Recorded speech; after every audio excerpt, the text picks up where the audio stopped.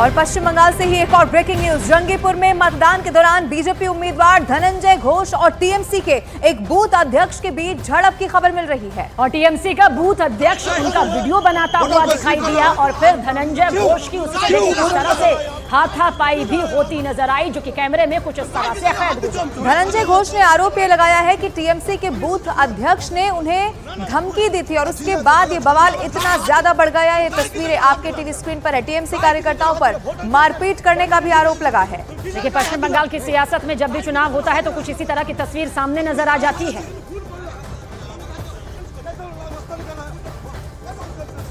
देखिए, एक प्रार्थी को भाजपा हम प्रत्याशी हूँ, उसको टीएमसी ब्लॉक सभापति डायरेक्ट हेट कर रहा है। बूथ एजेंट, पोलिंग एजेंट का जगह में, जो वोट केंद्र हो उस जगह में आप सोच सकते हैं एक प्रत्याशी को जैसे ऐसा व्यवहार कर सकता है तो जनगण का क्या कर सकते हैं। जंगीपुर में बीजेपी के कैंडिडेट धनंजय घोष पहले तो वो वोटिंग बूथ के पास गए, जो वोटर्स खड़े थे उनके साथ धक्का धक्की किया, उनको डराया, उनको धमकाया, वोट प्रक्रिया में बाधा देने की कोशिश की और उसके बाद वो कह रहे हैं कि मैं सीआरपीएफ और इलेक्शन कमीशन से दरखास्त करूंगा कि अगर जरूरत पड़े तो जगह जगह पे शीतल कुची होना चाहिए। और बंगाल के जंगीपुर सीट का जिक्र करें तो बीजेपी उम्मीदवार धनंजय घोष ने पोलिंग बूथ पर हुई मारपीट को लेकर टीएमसी कार्यकर्ताओं के खिलाफ केस भी दर्ज करवाया। आपको ये भी बताया, धनंजय घोष ने टीएमसी नेताओं के मनमाने रवैये के खिलाफ चुनाव आयोग से भी शिकायत करने की बात कह दी है। तो मुर्शिदाबाद में जंगीपुर सीट पर देखिए किस तरह से झड़प होती नजर आई, जहां पर जनप्रतिनिधियों को सामने एक मिसाल, एक नजीर कायम करनी चाहिए, वहीं पर कुछ इस तरह की झड़प वाली तस्वीर दिखाई दी।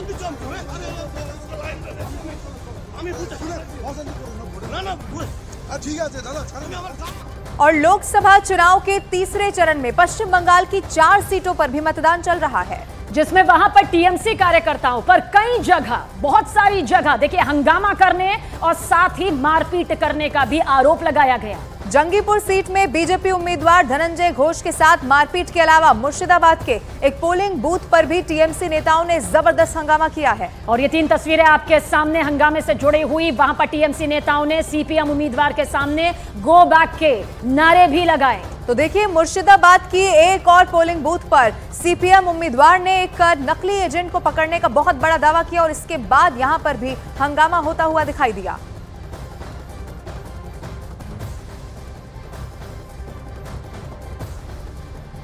वहीं पश्चिम बंगाल के मुर्शिदाबाद सीट से सीपीएम प्रत्याशी मोहम्मद सलीम ने एक पोलिंग बूथ पर फर्जी एजेंट पकड़ने का दावा किया। और आपको ये भी बता दें, आरोप इस बात का लगाया गया कि टीएमसी के नेताओं ने उसे मतदान प्रभावित करने के लिए पोलिंग बूथ पर बैठा रखा था।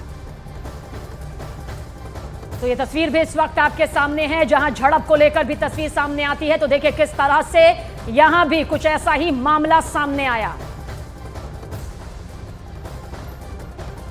लोगों को डराया जाता है, धमकाया जाता है और सबसे अजीब बात है कि पुलिस अफसर खुद करते हैं। गुंडे कुछ है तो अभी वोट के दिन भी कहीं वोटर को रोक रहा है, कहीं पे वोटर को धमका रहा है, कहीं उस तस्वीर को छिपा रहा है और कहीं पे बोल रहा है कि आप वोट डाल दोगे तो बाद में रात को देखेंगे। इसलिए मैं आया हूँ कि रात में कुछ गड़बड़ नहीं है। और झारखंड के कैश कांड से जुड़ी हुई एक बड़ी खबर यह है कि रांची में ईडी की रेड आज भी चल रही है और आज फिर ईडी ने करीब 1.5 करोड़ कैश यहां से बरामद किया है। ये बड़ी रकम सामने आई बरामद की। जानकारी ये है कि ठेकेदार राजीव कुमार सिंह के घर ईडी ने कार्रवाई की है और आज ईडी की टीम ने रांची में 3 से 4 जगहों पर यह बड़ी छापेमारी की। और इससे पहले कल देर रात तक हुए सर्च ऑपरेशन के बाद झारखंड के मंत्री के ओएसडी संजीव लाल और उनके घरेलू सहायक जहांगीर को गिरफ्तार कर लिया गया था। जानकारी के मुताबिक झारखंड सरकार के मंत्री आलमगीर आलम के ओएसडी के घरेलू सहायक के ठिकानों से सर्च ऑपरेशन के दौरान ईडी की टीम ने करीब 35 करोड़ से भी ज्यादा का कैश बरामद किया।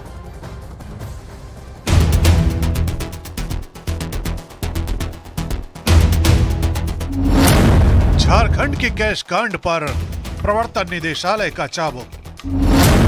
ईडी की गिरफ्त में आलमगीर के ओएसडी संजीव लाल के नौकर जहांगीर को भी ईडी ने किया गिरफ्तार। ये नोटों का नहीं, भ्रष्टाचार का पहाड़ है। भ्रष्टाचार के इसी पहाड़ को ढहाने के लिए ईडी ने अपने एक्शन को और तेज कर दिया है। खबर है कि झारखंड सरकार में मंत्री आलमगीर आलम के ओएसडी संजीव लाल को ईडी ने गिरफ्तार कर लिया है, जबकि संजीव लाल के घरेलू सहयोगी जहांगीर आलम को भी ईडी ने अपने शिकंजे में कस लिया है।